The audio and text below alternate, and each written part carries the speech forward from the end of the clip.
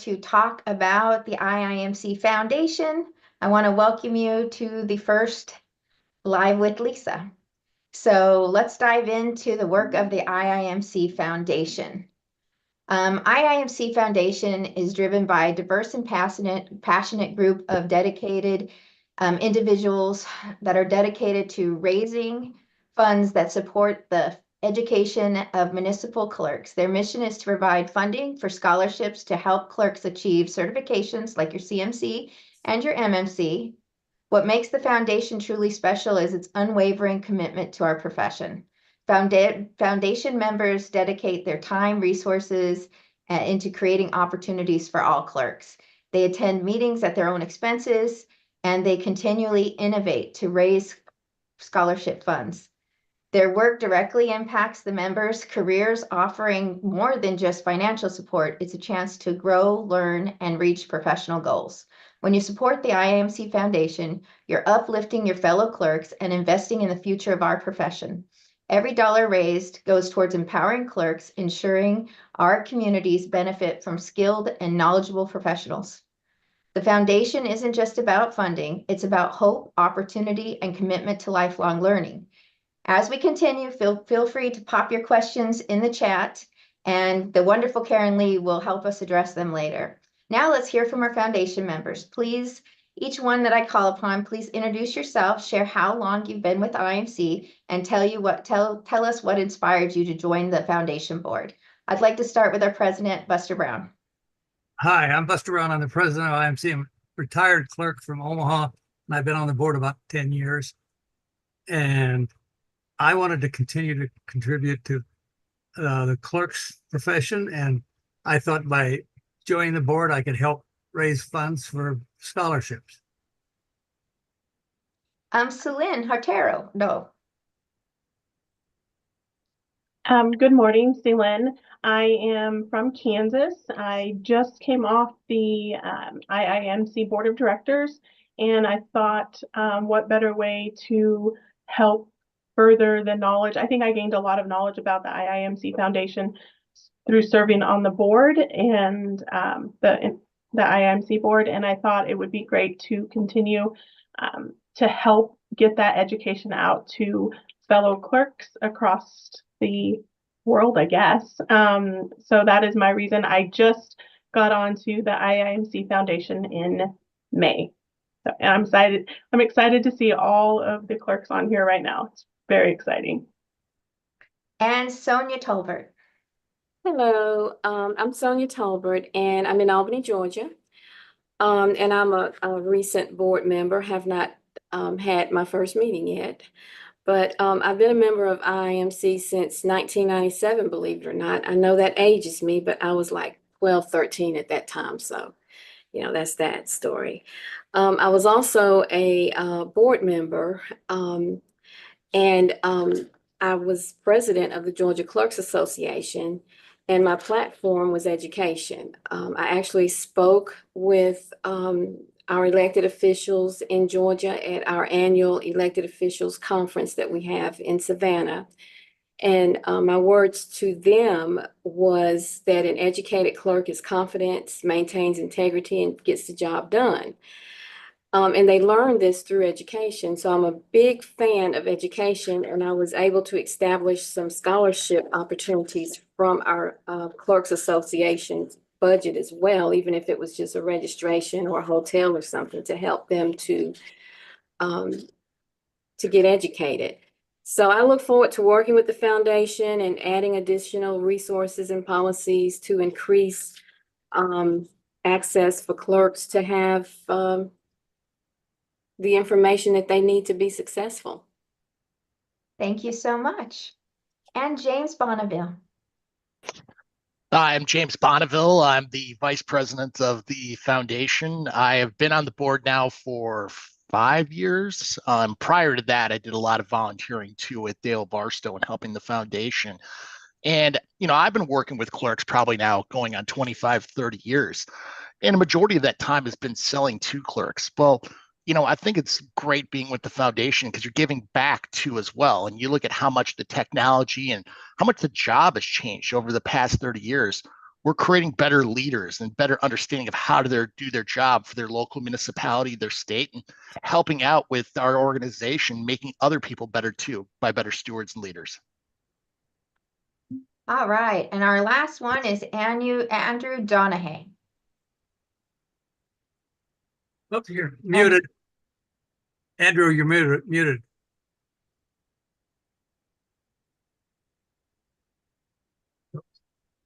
You're still muted, Andrew. No, There you go. Sorry about that. I am not a foundation member. I just wanted to make that clear.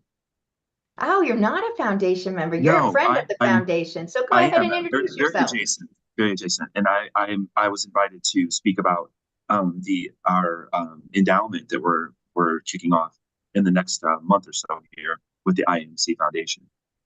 Oh, I'm just introducing you a little early. I apologize. Yeah, a little bit. Andrew. That's okay. So they'll know you're going to talk soon. Yeah. Let's start with my first question, and I'm going to ask it to Celine. Celine, what has been the most successful fundraising initiative that you have participated in, and what makes it stand out for you?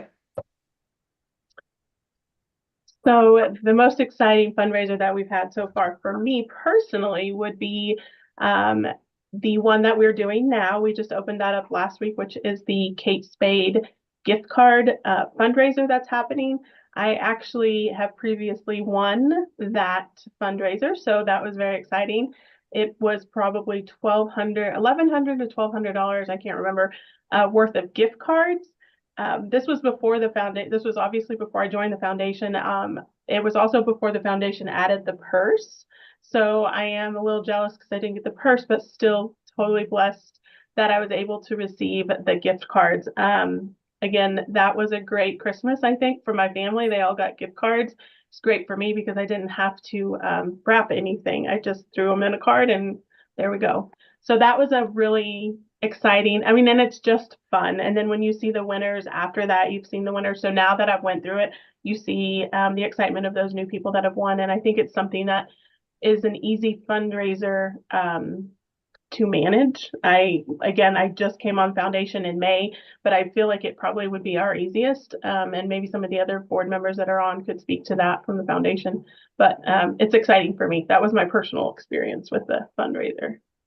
Well, as someone who watched you win, I could tell you it was exciting for all of us to know that you won, and the excitement that Christmas was just around the corner was thrilling. Does any other member of the foundation have a special fundraiser story that they would like to share? Well, let me just say a little something about the Hawaii raffle or fundraiser. It is a lot of fun for the person who wins, and we sell those tickets all year and then sell them at the conference, and they pick out a winner, and sometimes they call them from the conference, and they're so excited to be able to go to Hawaii. Hawaii is always super exciting. Kind of add into that too is their silent auction too as well. I mean, you see a lot of interesting and really focused gifts or items they're donating for the fundraiser that are to that area. It could be anything from jewelry to you name it, maybe electronic items. We've had TV sets before, things that you could take back and utilize yourself, but at the same time providing educational opportunities and scholarships to those out there. Well, James, while you're speaking, I'd like to ask you a question. Okay. What are the biggest challenges that the foundation face in raising money for scholarships? Well, I think the biggest one is just educating on what we do and what we're trying to accomplish.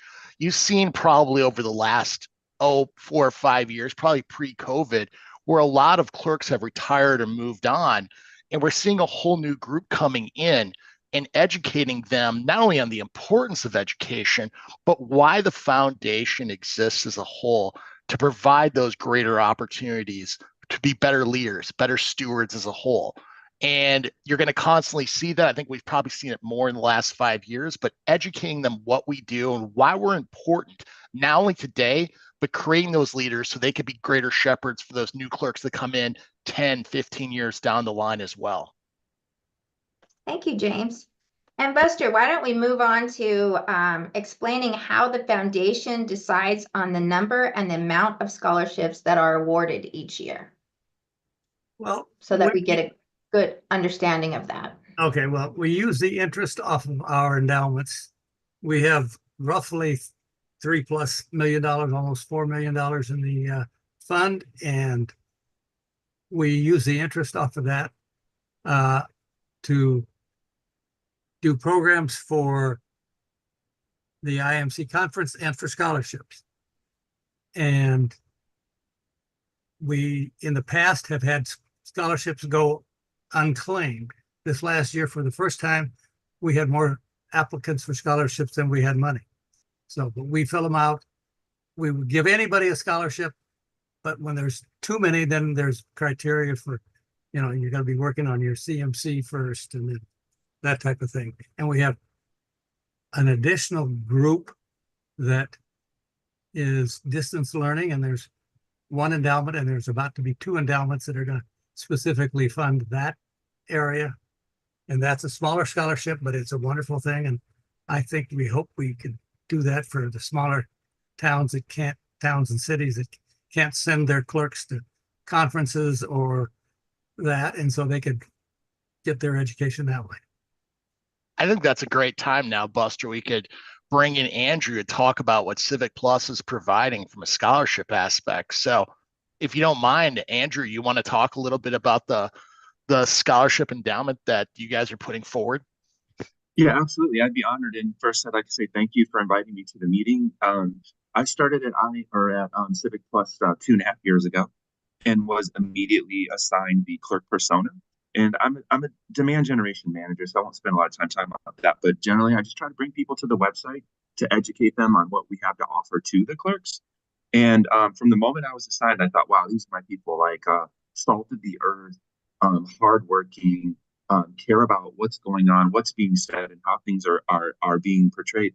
And I really saw them as the backbone of democracy. And the first thing that I created was the 50 tips to become the best municipal clerk in your state. And so I thought, you know, look, I want to educate clerks as much as I can from my vantage point, but also figure out a way to continue what James said, and to align Civic Plus to the mission of the IIMC, which is to obviously educate their constituents to better offer services to the public. And so when I thought of I can see large ways to do it. I really wanted to find a way to empower people with the proverbial feet on the street, and come up with a way to help them obtain their educational, career, and occupational goals.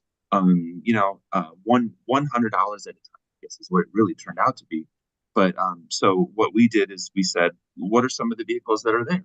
And James mentioned, hey, what about an endowment? And I thought, oh, geez, that sounds great, because then we can hit everybody as much as possible, versus only maybe putting a scholarship forth for like one person to go to IMC or something of that nature. So what we came up with was a 10-year, $32,000 investment, 5 the first year, and then 3 for years 2 through 10. So so again, furthering our mission to educate clerks, align with the IIMC, and somewhat selfishly, of course, trying to offer our services. But we don't focus on that. We focus on education and how we can help the clerk persona. So I'm very excited. And in fact, we just kicked off the beginning phases of a State of the Clerk's Office survey that we're going to do every year. So can't wait to share that with all of you as well. Thank you, Andrew. Exciting. Can I jump in there quick, Lisa, on one quick thing Of to follow course, up on that? James. The one thing I really like about the Civic Plus endowment is something that the Washington State Endowment Clerks Endowment is doing as well, is they're constantly budgeting for the next year.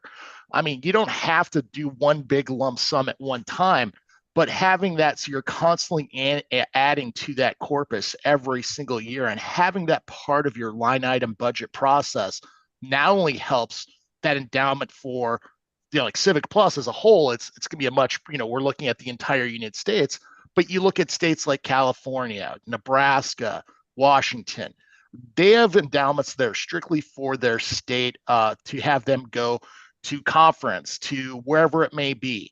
And adding to that helps add to that, that pot of money to maybe have more people go or more people get educated over time. So something to think about from those leaders in those states to add to that every single year. It could be as little as $500, but to keep continuing so we can continue to provide more scholarship opportunities, not only distance, but also in person. So James, if I have a state endowment, I can say, so I'm from Arizona, I can say, okay, Arizona is going to do an endowment. We give $5,000 and we can say it's for educational opportunities from clerks from our state. And then our state clerks get a little extra help in getting funding. Absolutely. We're even seeing regions like, help me out on this one. I believe it's region four. Right. I always get the region numbers mixed up in my head. I know the states, but the regions themselves have done their own endowments to help them in their region too as well. Okay, that's great. That's very, very exciting. Do all of the state and regions know that they can participate in this? They should know. They should. They If not, should? You we're know, going to continue to educate them. Okay, that's great. Celine, as the recent, I hear you were recently assigned as the marketing person for the IIMC Foundation, and I hear you're doing great things with the website. What can you tell us about that? Thank you, Madam President. It is actually the IIMC Foundation Facebook page. We have recreated a page. So for all my request for all the clerks that are on today, if you would like to go to the IIMC or the International Institute of Municipal Clerks IIMC Foundation page on Facebook, if you're on Facebook, and like and follow that page. We're going to start putting out more information about the foundation there, and we want to share it with all of the regions. The profile picture is actually the Meet Me in St. Louis profile pic. So it is for the 2025 annual conference. You'll know you're on the right one.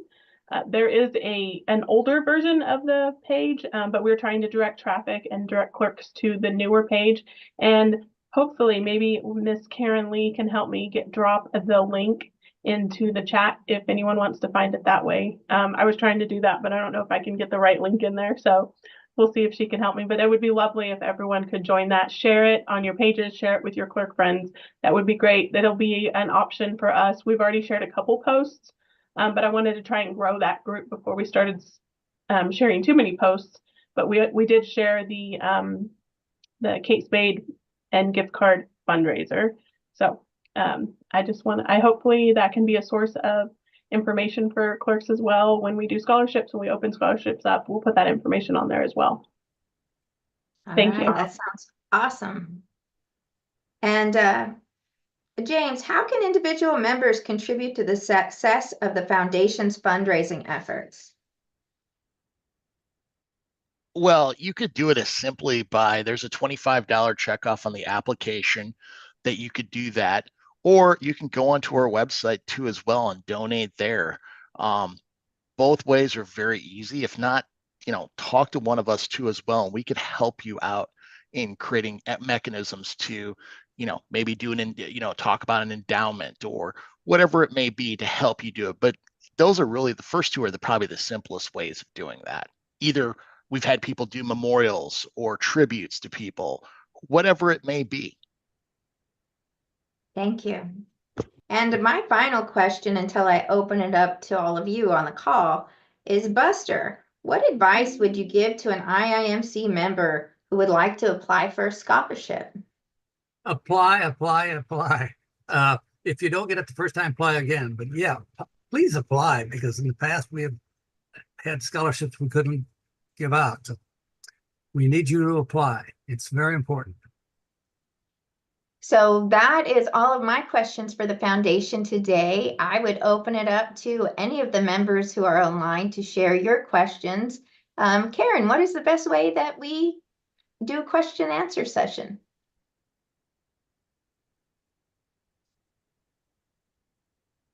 Okay, my audio is working. Okay, I think the best way is to either raise your hand electronically or type it into the chat. So we will give you a few moments to raise your hand, and if I don't see any hands raised, then we will turn it over to questions about IIMC in general. And if there's not any questions, we will thank the foundation for coming and we will move right along. I hope you like the new format of having more of an interview session. If you do, drop me a little email, let me know. And I don't see any questions coming in for the Oh, Director Shelby does have a question. Not a question, Lisa, but Foundation Board Member Tracy Davis joined us. Did you want to introduce her?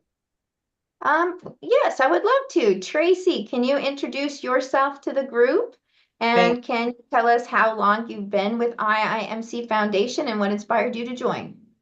Thanks, Chris. Hello, everybody. I'm Tracy Davis, and I'm from Oregon, and I have been an IIMC member for 30 plus years, and I've been on the foundation board, I think 5 years now, a couple of years. So the reason I joined the board is because I have a passion that clerks need support for their education goals. So that's why I'm here, and I encourage all of you to think about your pursuit of your education. So, and if you need help doing that, I know municipal governments are always tight. So please apply for scholarships. All the information's on the website. So I am honored to be a member of the foundation board, and Oregon has their own endowment. And I can tell you that we've added many clerks to the list of who've received money. So think about that at your state level. Thanks. And we did get a question from, what are requirements to applying for a scholarship? I'm relatively new to being a town clerk. James, do you want to take that one? I think Buster may be a better fit for that one than me. Oh, Buster, what do you have to say to us? Okay. Well, you have to be a member of IIMC and actively working on your CMC, and then you can apply. That'll be the only So thing. actively working on your CMC and a member of IIMC, or Correct. actively working on your CMC and MMC? Either one. Either one. Great question. Any other questions? I just wanted to thank the IMC Foundation for coming on and sharing their passion for clerk education. This is such an amazing support program, and everything they do is for us and for continuing the profession and making sure our future clerks get certified, which is so important to advancing our profession with qualified and certified professionals. I'll now turn the time, I'll thank the IMC board members for coming, and I'll now turn the time over to any and all IIMC questions. Chris and I are happy to answer them if I don't know them. And if so, just raise your hand. And while we're doing that, I'd like to introduce the people I can see online and let them say a first few words. So I'd like to start with Colleen. She is our, oh, everything just moved. Colleen, she is our Region 8 clerk, our Region 8 West clerk for the Region 8 director. Colleen, go Hi. ahead and introduce yourself.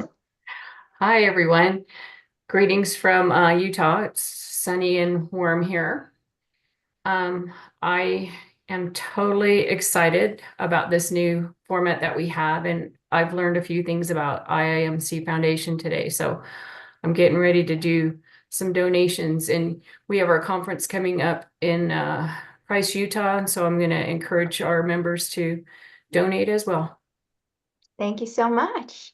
And Carrie, I see you as well. Carrie is our newest board of directors that just earned her MMC. So I'd like to welcome you and open to introduce yourself as well, Carrie. Well, thank you, Lisa, and thank you to everyone for this opportunity to talk about the foundation. We hear a lot about the foundation, but to be able to talk one-on-one and get our questions answered has been a nice way to spend an hour with everyone. Here in Indiana, the weather is beautiful, and just this morning we were talking about some options for a Region 5 meeting. So lots of work being done, and looking forward to the fall season. Thank you, Lisa.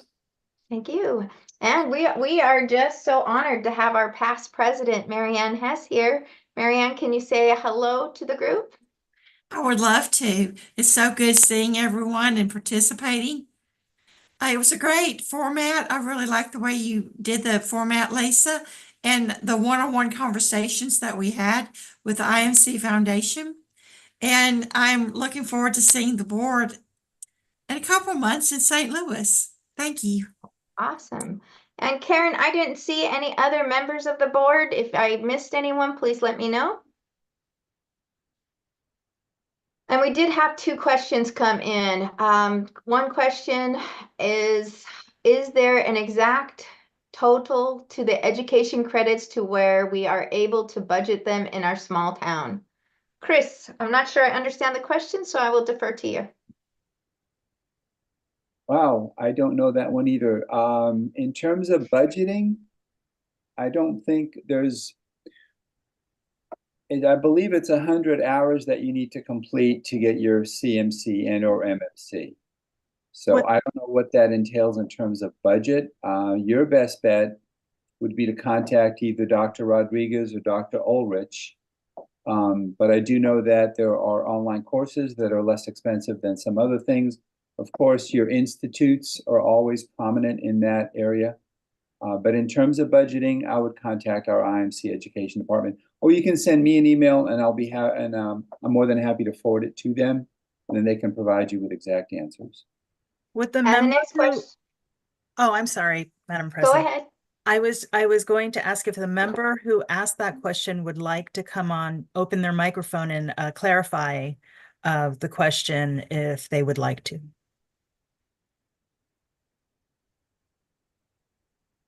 I'll count to 3 Mississippis.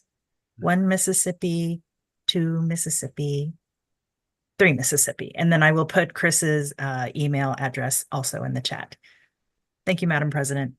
Thank you. And then Jessica asked, is there a registration that needs to be done to let IMC know that you're working towards your MMC? So what is the piece of paper that they do need to fill out to be working towards their MMC? There is an application that they need to complete and send it into the education department so that we know where they are. That's online as well. Okay. Karen, is there any way we can put a link to it in the link box? I have done so, Madam President. All right, thank you so much. And we did have a few questions that were pre-asked, and I'm trying to find out if I can grab those real quick. Karen, can you ask me one of those questions that was pre-asked? I can. It will take me 1 moment. I shut it too as well. I apologize. Okay, Lisa asks, where do we find updates to the IMC Constitution and bylaws, and how do we know when the updates are made? The latest bylaws and Constitution are on our website as well. And I think that Chris, after there would be a constitutional update, all the members would get a copy because we would be voting on them. And then immediately when they are put into place, they would be uploaded on our website, correct? That is correct. They would get an update on the final vote on the amendments, and then it would go straight to the website. Chris, they're asking, can we complete an application prior to completing the 3 years at the Institute? Or do they need to wait? No, send in your application the minute you start. The minute you want to go into a CMC or MMC program is the time to submit your application.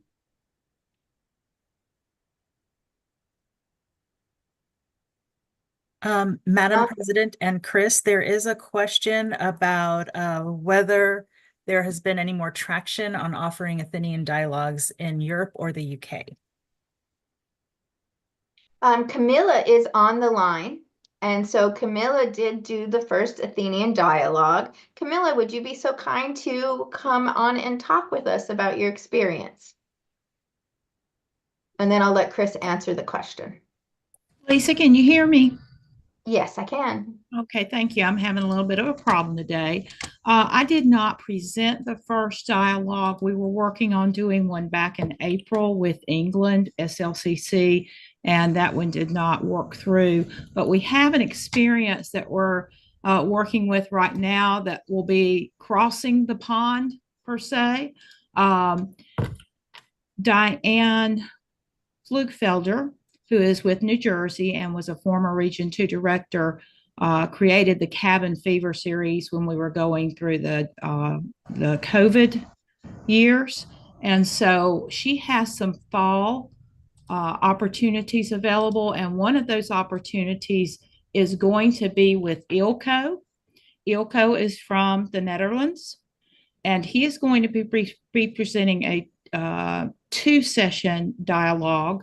The first part of the session is going to be on Friday the 18th of October, and the second session is going to be Friday, October the 25th. So 3 hours on one Friday, 3 hours on the other Friday. I believe that Diane has posted those sessions on the IIMC region Facebook sites. So the information is there for the September session as well as the October session.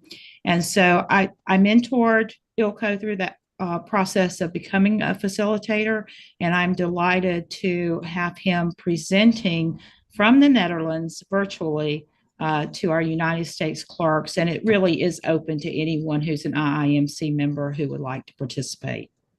That's very, very exciting. And Camilla also, she presented at the study abroad session with the group on what it is to do Athenian dialogues. And that was also a very successful program. So we thank you for that as well, Camilla. Thank you, ma'am. Chris, Any other? I'm sorry, Madam President. Go ahead.